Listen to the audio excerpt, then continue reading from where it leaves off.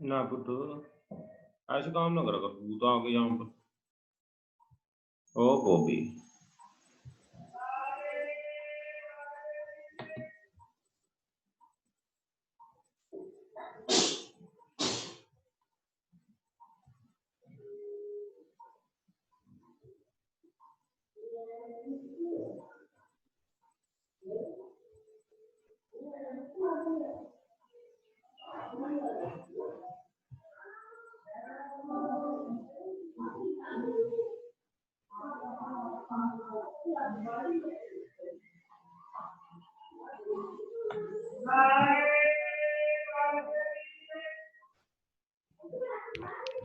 Hello Good morning, sir. Good morning, sir. Morning बच्चों morning मेरी sound clear आ रही है बच्चों Yes, sir. Okay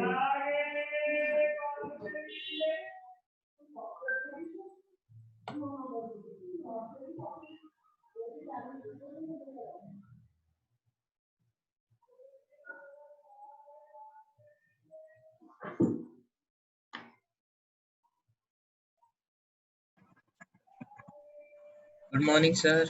good morning बच्चे तो स्टार्ट करते हैं क्लास राइट और आपके एग्जाम अच्छे हो गए थे सारे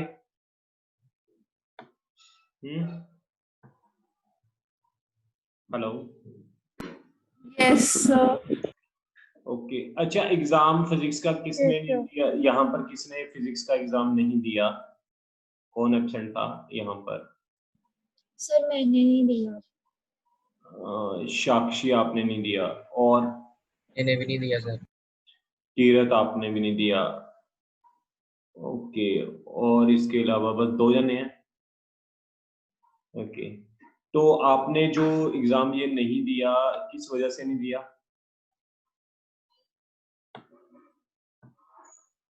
सर मेरे राइट हैंड में कुछ दिनों से बहुत ज्यादा दर्द हो रहा था तो मैं लिख नहीं पा रही थी इसलिए ओके आप दे सकते हो यस सर।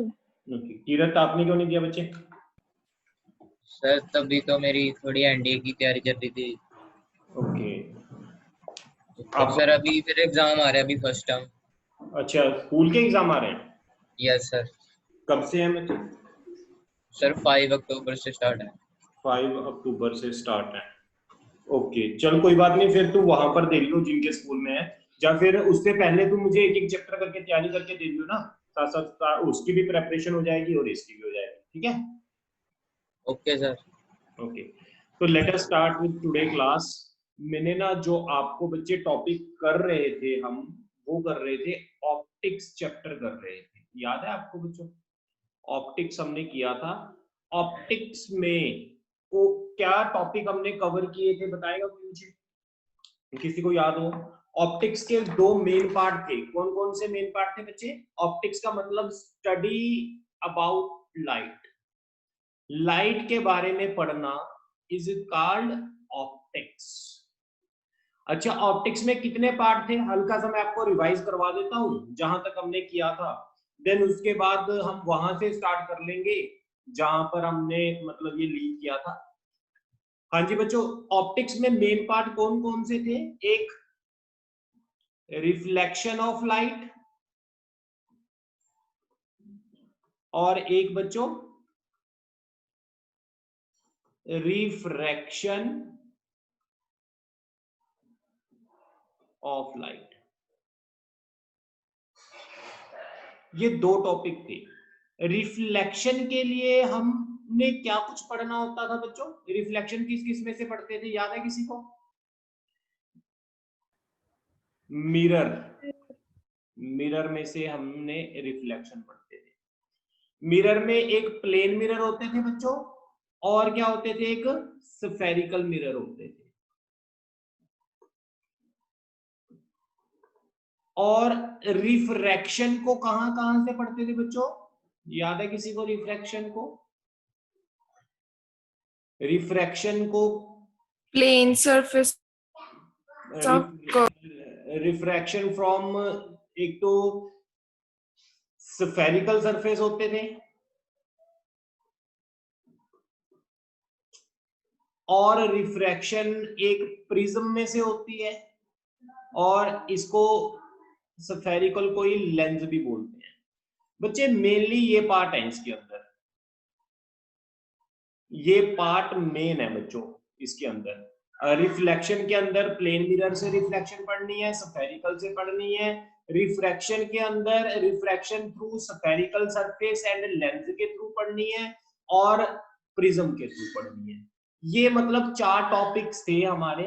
4 टॉपिक्स में हम ना फर्स्ट वाला टॉपिक कर रहे थे, अगर आपको याद हो। फर्स्ट वाला topic mirror refraction through plane mirror कर रहे थे, रिफ्लेक्शन थ्रू प्लेन मिरर, ये टॉपिक हम कर रहे थे। इसके अंदर रिफ्लेक्शन थ्रू प्लेन मिरर में सबसे पहले तो आप मुझे रिफ्लेक्शन बता दोगे, रिफ्लेक्शन क्या थी? What is the reflection? Yes बच्चों, ये पहले टॉपिक किए हुए थे, हल्का सा मैं दोबारा फिर रिवाइज करवा रहा हूं, फिर उसके बाद हम वहां से स्टार्ट कर लेंगे डिटेल में जहां पर हमने टॉपिक लीव किया था। हाँ जी बच्चों, पहले तो मुझे बताओ रिफ्लेक्शन क्या होती थी? एनी स्टूडेंट, रिफ्लेक्शन क्या होती थी?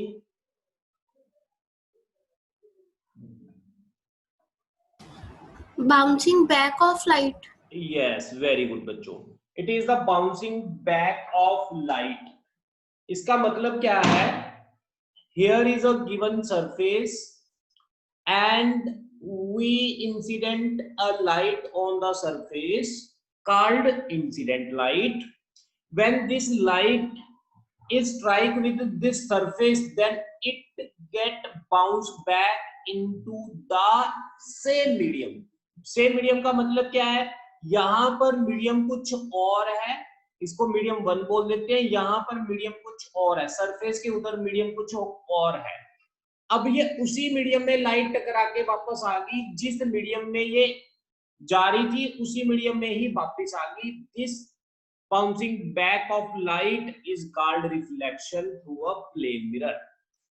बच्चों इसके अंदर एक दो चीजें थी, अगर आपको याद हो, इसके अंदर रिफ्लेक्शन के अंदर अगर मैंने यहाँ पर नॉर्मल ड्रॉ किया इस सरफेस पर, ये कौन सी रे होती है? इसको बोलते हैं incident ray. This is called incident ray. और ये कौन सी रे होती है बच्चे? Reflected ray, reflected ray. और इसको क्या बोलते हैं बच्चों?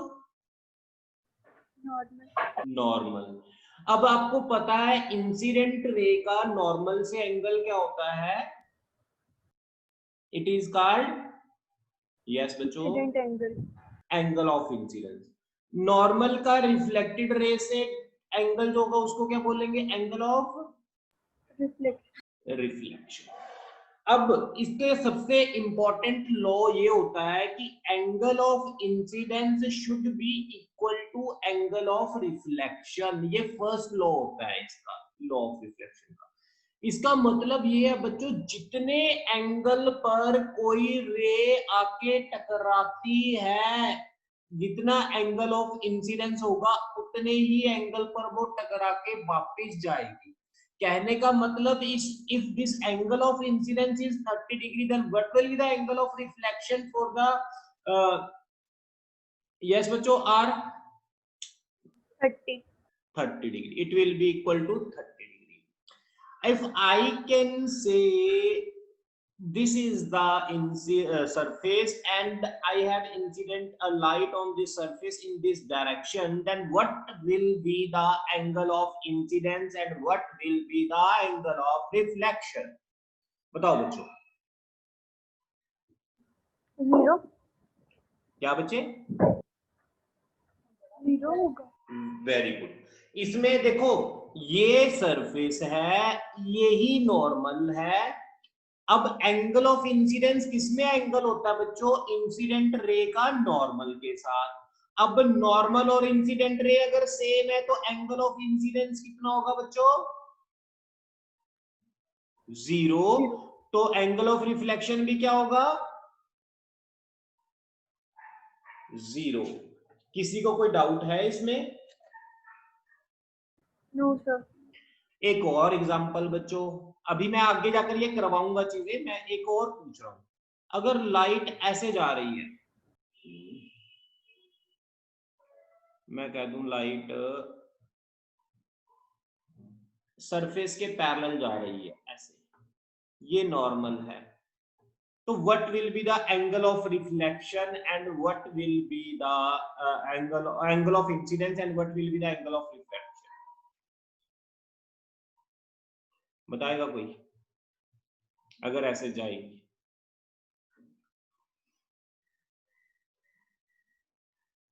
हाँ जी sir 90 degree. Angle of reflection तो 90 डिग्री है, बिल्कुल है। Then what will be the angle of reflection? Angle of reflection क्या होगा? एनी स्टूडेंट बता सकता है कोई? Kirat, what will be the, oh very good, ये भी 90 डिग्री ही होगा। ऐसे लाइट तो बच्चे सेम मीडियम में जा रही है ना, आप ये देखो मीडियम सेम होना चाहिए, मीडियम दूसरे में नहीं जाना चाहिए। Okay done, this is the first law of reflection. If we talk about the second law क्या कहता है? जो इंसिडेंट रे है, जो रिफ्लेक्टेड रे है और जो नॉर्मल है, all lie into the one plane, एक ही प्लेन में ये तीनों लाई करते हैं, सेम प्लेन में। Incident ray, normal, reflected ray, all lie into the same plane. ये सेकंड लॉ आप लिख सकते हो। जिन बच्चों ने क्लासेस ऑप्टिक्स की नहीं लगाई उनके लिए मैं दोबारा फिर ये करवा रहा हूं, ताकि ये चैप्टर हम स्टार्टिंग से कर लें, तो वो साथ साथ लिख सकते हैं। मैं थोड़ा थोड़ा आपको करवाता जा रहा हूँ। पिछला हमने 4-5 लेक्चर लगाए थे बच्चों ऑप्टिक्स पे, वो सारे मैं दोबारा रिवाइज करवा रहा हूँ ताकि ये चैप्टर हम स्टार्टिंग से करें, ठीक है। सेकेंड लॉ क्या होगा? इंसिडेंट रे, यस बच्चों, incident ray, normal and reflected ray all lie in the same plane. ये दूसरा लॉ लिख लो, ये दूसरा लॉ हो गया और ये पहला लॉ हो गया। अगर आपको समझ आ गया तो मैं इसको रब कर दूं।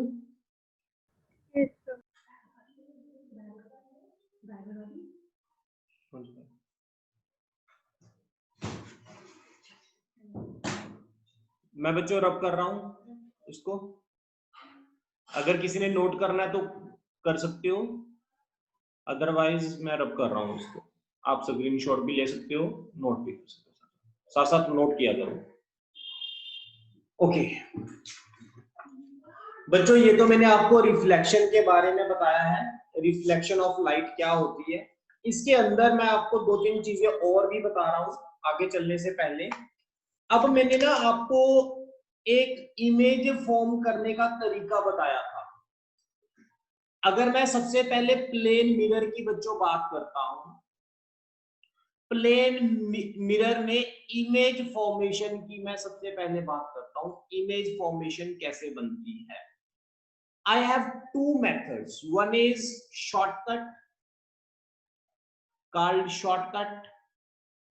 Second is method 2 called basic method, जो हर एक बुक में दिया होता है, ये बुक के अंदर होता है। शॉर्टकट हमारा क्रिएट किया गया शॉर्टकट मेथड। अब अगर मैं बात करूं, हमने इमेज बनानी है किसी भी प्लेन मिरर से। सबसे पहले तो हमारे पास ये प्लेन मिरर है बच्चों, this is our plane mirror, this is our object O. अब बच्चों ये ऑब्जेक्ट प्लेन मिरर के बिल्कुल सामने पड़ा है, मैंने इसकी इमेज बनानी है। अगर किसी बच्चे को याद हो रूल क्या थे तो आप मुझे बता सकते हो कैसे हम इसकी इमेज बनाते हैं। शॉर्टकट से भी बता सकते हो, बेसिक मेथड से भी बता सकते हो। किसी बच्चे को याद है? पहले ऑब्जेक्ट से मिरर के दोनों एंड्स पे रे डालेंगे। हाँ, ये बच्चों बेसिक मेथड है। शॉर्टकट क्या था? पहले मैं शॉर्टकट से बनवाता हूं आपको, फिर हम बेसिक मेथड करेंगे। देखो बच्चों, अगर हमने किसी ऑब्जेक्ट को मिरर के सामने रखा, किसी ऑब्जेक्ट को मिरर के सामने रखा, तो ये ऑब्जेक्ट का मिरर से कुछ डिस्टेंस होगा, उसको बोल दिया हमने डी। अब बच्चों याद रखना है, ये जो आपने डिस्टेंस ड्रॉ करना है वो मिरर के परपेंडिकुलर होना चाहिए।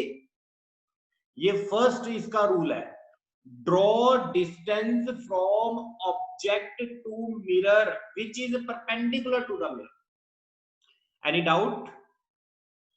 No sir. ओके, अब इमेज बनाने का तरीका क्या है, देखो जितना डिस्टेंस ऑब्जेक्ट का मिरर से है उतना ही डिस्टेंस बिहाइंड द मिरर आपने ड्रॉ कर लेना, उतना ही डिस्टेंस, और वो भी मिरर के क्या होना चाहिए, परपेंडिकुलर।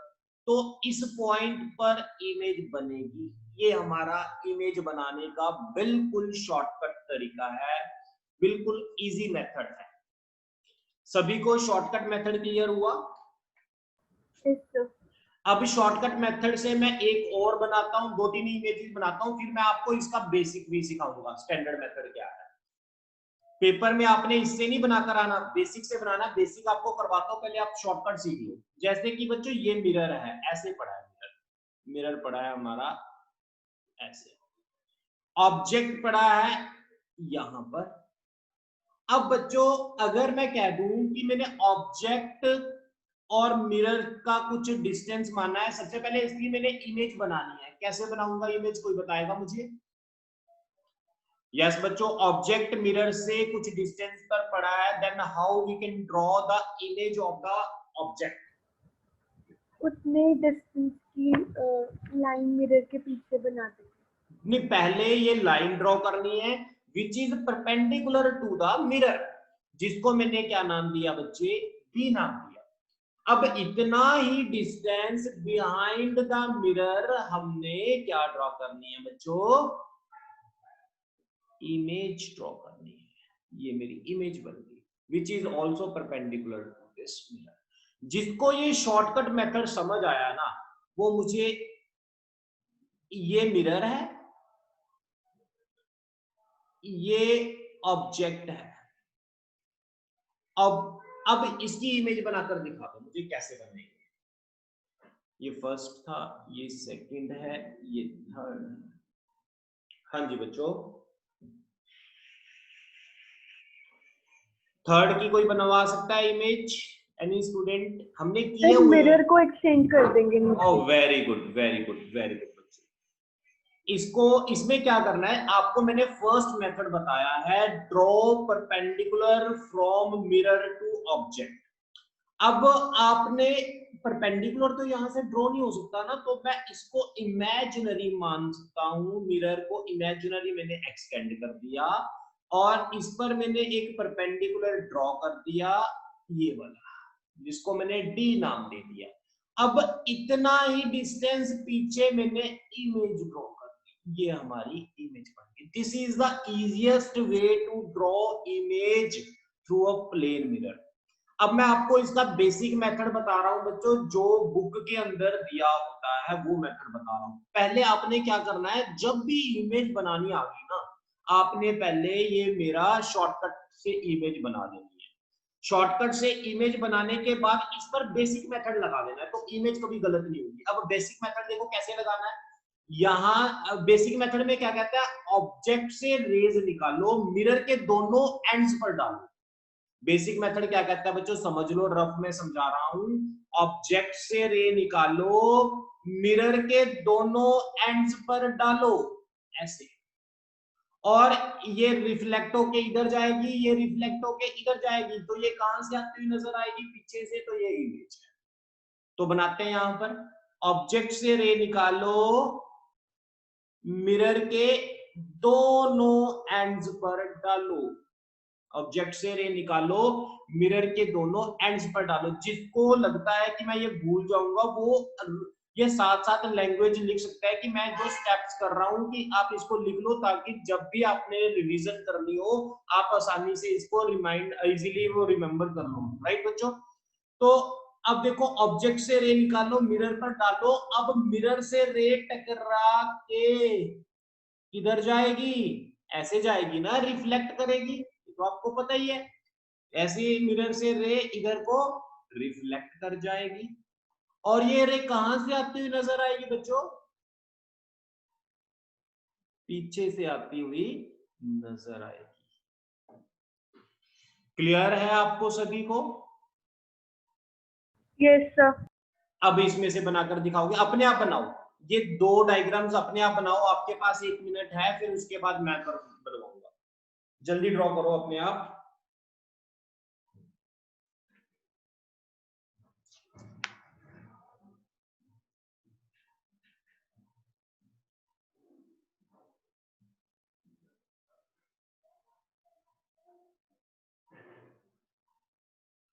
हाँ जी बच्चों, बनाई किसी ने? Yes students.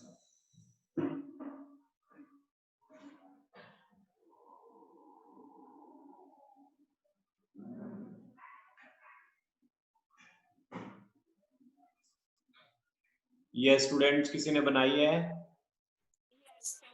ओके बच्चे, ये क्या करना था बच्चे? ऑब्जेक्ट से रे निकालनी है, मिरर पर डालनी है, ऑब्जेक्ट से रे निकालनी है और मिरर के एंड पर डालनी है, एंड पर डाल दी मैंने, और ये टकरा के रे चली जाएगी इस तरफ, इसी तरह ये भी रे टकरा कर चली जाएगी इस तरफ। ये कहां से आती हुई नजर आएगी बच्चों? यहां से आती हुई नजर आएगी, ये आपकी इमेज हो। इसमें भी बनाना, ऑब्जेक्ट से रे निकाल लो, मिरर के पहले एंड पर डाल दो, फिर दूसरी निकाल के मिरर के दूसरे एंड पर डाल दो, ये टकरा के रे किधर जाएगी? इस तरफ, ये टकरा के रे किधर जाएगी? इस तरफ। तो ये कहां से आती हुई नजर आएगी बच्चों? पीछे से आती हुई नजर आएगी। बताओ यहां तक किसी को कोई डाउट है तो आप पूछ सकते हो। नो अगर सर। ओके बच्चों, इसके बाद फिर मैं आपको, ये मैंने ना पॉइंट ऑब्जेक्ट की इमेज ड्रॉ की है बच्चों, ये पॉइंट ऑब्जेक्ट की इमेज ड्रॉ करवाई है आपको। अब मैं आपको एक्सटेंडेड ऑब्जेक्ट की इमेज ड्रॉ करना सिखाता हूं कि एक्सटेंडेड ऑब्जेक्ट की इमेज कैसे ड्रॉ करते हैं। मैं इसको रब कर रहा हूं बच्चों।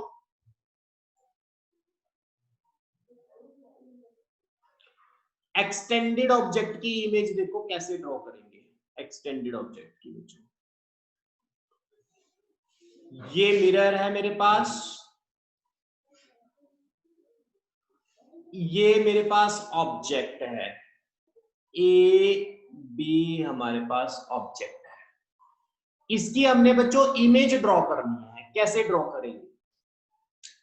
अब मेरे पास एक्सटेंडेड ऑब्जेक्ट है, इसकी मैंने इमेज ड्रॉ करनी है, तो रूल वही है जो हमने अभी लगाया, ड्रॉ परपेंडिकुलर डिस्टेंस यहां से, परपेंडिकुलर डिस्टेंस यहां से, इसको नाम दे दो डी, इसको भी नाम दे दो डी। इतना ही डिस्टेंस परपेंडिकुलर पीछे को ड्रॉ कर लो बच्चे, इसको नाम दे दो ए डैश। इतना ही डिस्टेंस परपेंडिकुलर पीछे को ड्रॉ कर लो, उसको भी नाम दे दो बी डैश। तो ये हमारे पास बच्चों बन गया इमेज, इसको बोल देंगे इमेज। इसमें ड्रॉ करके दिखाना, ये ए बी ऑब्जेक्ट है, ये मिरर है, हमने इमेज ड्रॉ करनी है इस ऑब्जेक्ट। हाँ जी, कोई बताएगा कैसे करनी है?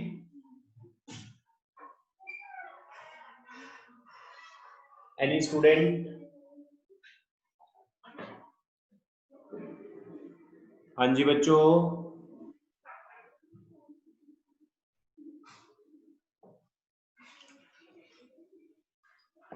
तरुण,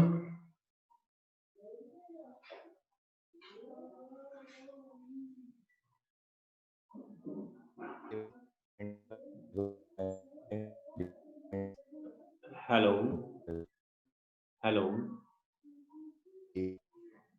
हाँ बच्चे कैसे करनी है ड्रॉ? आवाज थोड़ी सी कट रही है आपकी। कैसे करना है? ए से हम क्या करेंगे?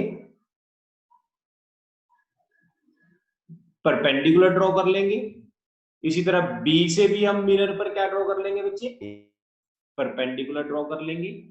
उतने ही डिस्टेंस पीछे हम इमेज ड्रॉ कर देंगे। उतने ही डिस्टेंस पीछे हम इमेज को, दिस इज आवर इमेज। किसी को कोई डाउट तो नहीं है बच्चों? एक्सटेंडेड ऑब्जेक्ट की प्लेन मिरर के थ्रू इमेज बना दी और पॉइंट ऑब्जेक्ट की प्लेन मिरर के थ्रू इमेज बना दी। आज मैं आपको एक नया कंसेप्ट करवा रहा हूं, ये मैंने पहले नहीं करवाया था बच्चों, जो लास्ट क्लासेस लगी थी तब मैंने ये कंसेप्ट नहीं करवाया था। Time seen by mirror topic है, टाइम सीन बाय मिरर। बच्चों मिरर में से टाइम को कैसे देखा जाता है? अगर हमारे पास मान लो कोई भी टाइम है, वॉच में जो टाइम हुआ है वो 2:35 हुए हैं। अगर मैं इस वॉच को मिरर के सामने रख दूं तो टाइम क्या होगा? किसी को कोई आइडिया है कैसे हम कैलकुलेट करेंगे कितना टाइम दिखेगा हमें मिरर में से?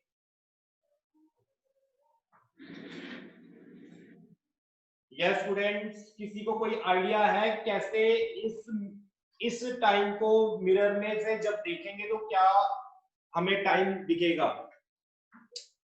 वॉच में जो टाइम हुआ है वो 2:35 हुआ है। इसको मिरर में से देखने पर हमें कौन सा टाइम दिखेगा? 9:25 9:25 ये कैसे कैलकुलेट किया आपने? सर 11:60 में से ये टाइम 9। नहीं बच्चे, पता क्या करना है, थोड़ा बहुत आपका काफी हद तक सही है। आपने कोई भी टाइम जो वॉच में से देखना है, जो गिवन टाइम होगा वॉच पर, उसको 12 आवर में से माइनस कर देना है। 12 आवर में से माइनस, ये स्टैंडर्ड टाइम में से माइनस कर देना है।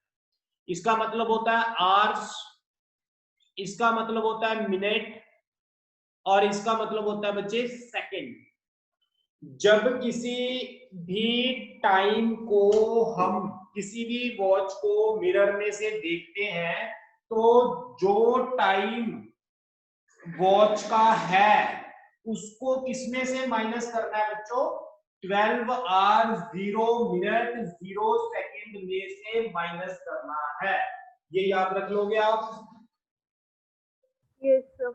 ओके बच्चों, अब मुझे ये बताओ, अगर मैं इस टाइम को माइनस करता हूं, किसमें से माइनस करना है बच्चे? मुझे 12 आवर 0 मिनट 0 सेकंड में से मुझे माइनस करना है 2 आवर 35 मिनट 15 सेकंड।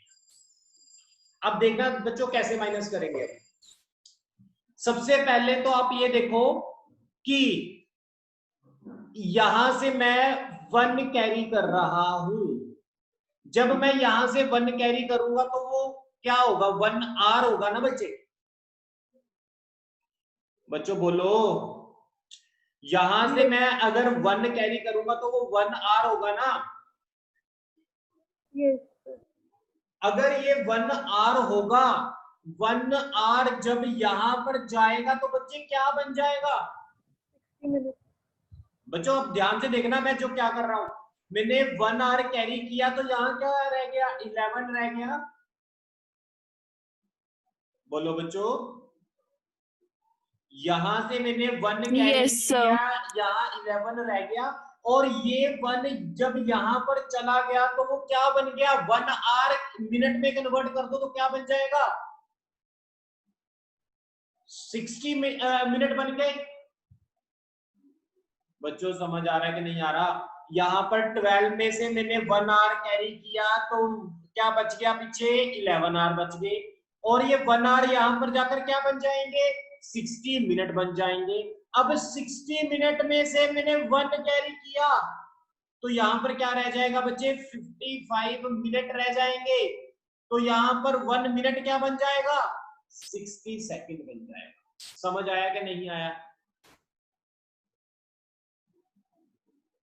दोबारा फिर बच्चों, दोबारा फिर करता हूं मैं। हाँ जी बोलो, यहां से 1 कैरी करो, यहां पर ले जाओ, तो यहां पर क्या रह गया 11 आवर, और ये 1 आवर जो आपने कैरी किया था यहां पर क्या बन गया बच्चों 60 मिनट। 60 मिनट में 1 मिनट कैरी करके आगे ले जाओ तो यहाँ रह गए 55 मिनट, और जो 1 मिनट यहां पर आया था वो क्या बन गया बच्चे 60 सेकेंड।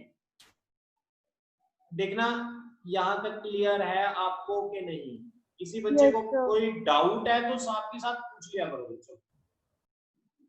क्लियर है? Okay yes sir. अच्छा अब बताओ ये 60 में से 15 माइनस हुए तो कितना बचा? 45। 45। ये आ गया हमारे पास 24। 24 और ये आ गया हमारे पास 9। ओके बच्चों, ये हमारे पास फाइनल टाइम आ गया।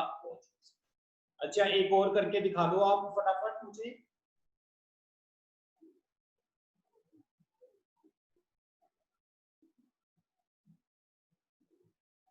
इस टाइम को मिरर में से बताना कितना होगा।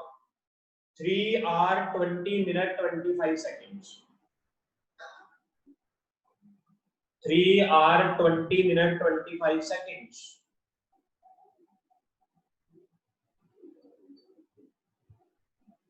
8 hours 39 minutes 35 seconds। कितना बच्चे?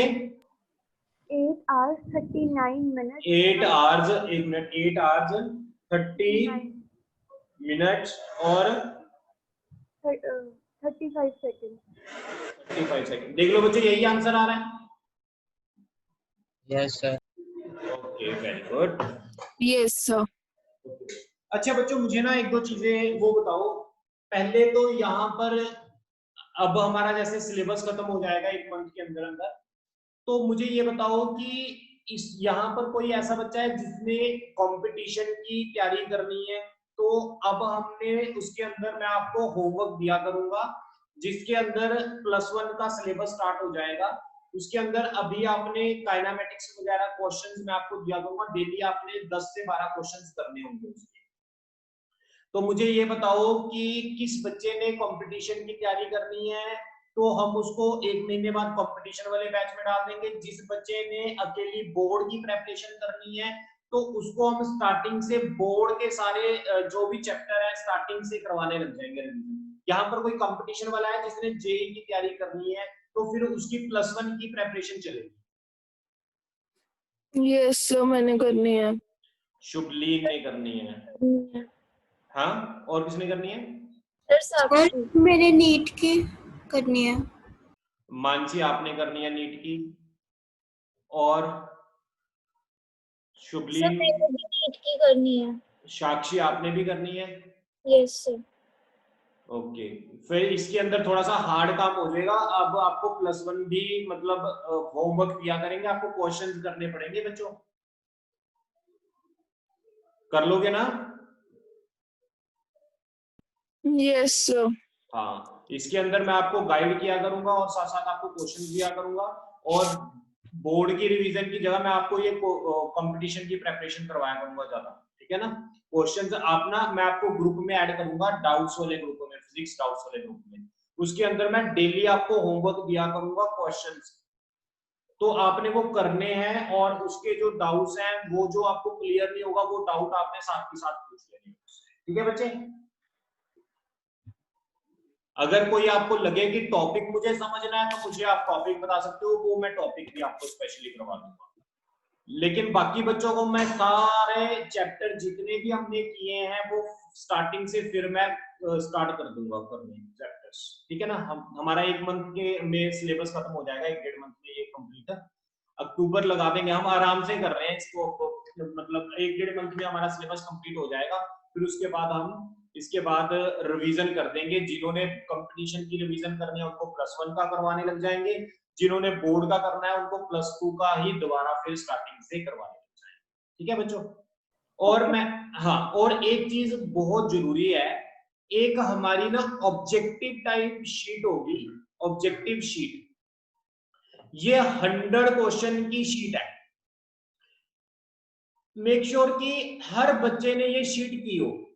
ये एनसीईआरटी की लाइन टू लाइन क्वेश्चन बनाए हुए हैं बच्चे, line to line question, NCERT की लाइन टू लाइन। और मैं आपको बता दूं, जिन्होंने जेई मेंस का टारगेट है, अकेला नीट का टारगेट है, बोर्ड का टारगेट है, यही में से क्वेश्चन आएंगे, 100% क्वेश्चन यही से आएंगे। जेई में आप 20% या 25% मान के चलो बाहर क्वेश्चन बन जाएगा, otherwise more than 80% question competition के भी यहीं से आएंगे, इस शीट में से आएंगे, और बोर्ड के क्वेश्चन भी इसी शीट से आएंगे। बोर्ड के तो 100% इसी शीट से आएंगे। तो it is a very very important for every student की वो आपने एनसीईआरटी के 100 question line to line cover करने ही करने हैं।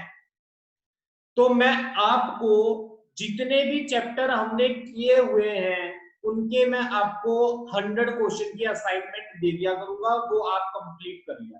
ठीक है बच्चों, इससे आपकी NCERT line to line cover हो जाएगी विदाउट रीडिंग एनसीईआरटी बुक। आपको एनसीईआरटी के एक एक क्वेश्चन आता होगा।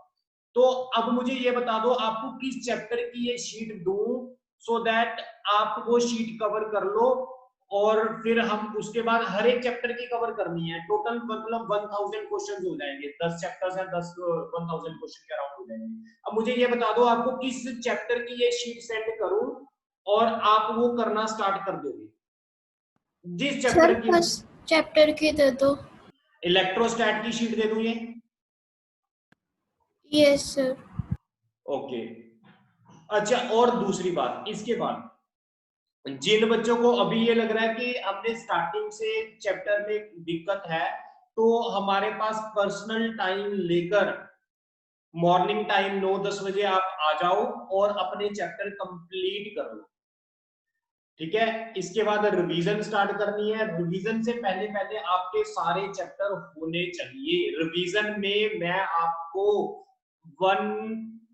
सिंगल क्वेश्चन जो प्रीवियस ईयर में पूछे गए हैं वो मैं सारे डिस्कस किया करूंगा। प्रीवियस ईयर क्वेश्चन रिवीजन में कॉन्सेप्ट को रिवाइज करवाया और प्रीवियस ईयर क्वेश्चंस करवाए। रिवाइज करवाऊंगा कॉन्सेप्ट में आपको, लेकिन जिसने डिटेल में करने हैं चैप्टर्स जो पिछले वाले रहते हैं, वो मेरे पास आप डेली टाइम लेकर विद इन अ मंथ अपना क्लियर कर लो, ताकि जब रिवीजन करें तो रिवीजन में आपको दिक्कत ना आए। रिवीजन पैटर्न चलेगी प्रीवियस ईयर क्वेश्चन के बिहाफ पर।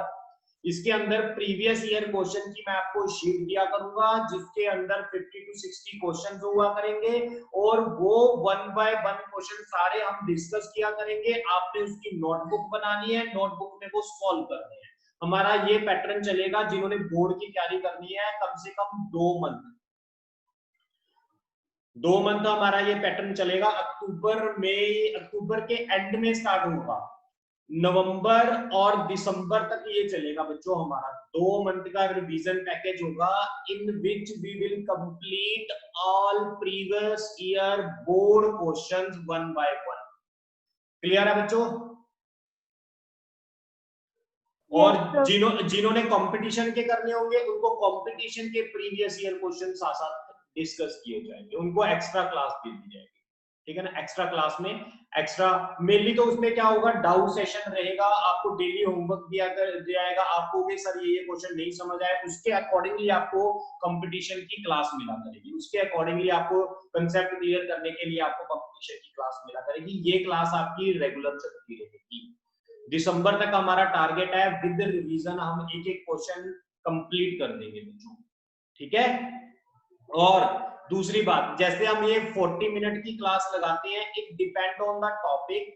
अगर कोई टॉपिक कम है तो हमारी क्लास की लेंथ 40 मिनट ही रह सकती है। अगर कोई टॉपिक ज्यादा है, उसको कंप्लीट करने के लिए उसकी लेंथ 1 आवर भी जा सकती है, उससे ज्यादा भी जा सकती है। ठीक है ना, मैं अगला लिंक भी साथ ही साथ आपको भेज दिया करूंगा। It depend on the length of the topic. अगर टॉपिक, मैं वैसे वही टॉपिक चूज करता हूं जो 40 मिनट में कंप्लीट हो जाए, उसके बाद अगला टॉपिक मैं अगली क्लास में ही स्टार्ट करता हूं।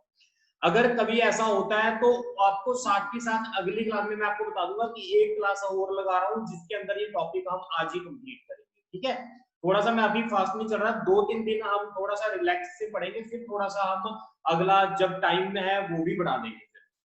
ठीक है बच्चों, ये डिपेंड करेगा आपकी कितनी डाउट्स हैं, कितने आपने हम टॉपिक कर रहे हैं, उसके अकॉर्डिंगली आपको क्लास की लेंथ भी बढ़ जाएगी, इसमें कोई और नहीं है। लेकिन आप आज से ही आना स्टार्ट कर दो। जिन बच्चों ने स्टार्टिंग से इलेक्ट्रोस्टैट करना है वो आज से ही मेरे पास आ सकते हो, मुझे पर्सनल मैसेज करके आप टाइम दे सकते हो। चाहे आप 9 o'clock तो बिना फोन किए आ सकते हो, 9 o'clock अभी मतलब अगर आना चाहते हो आप आ सकते हो। ठीक है बच्चों?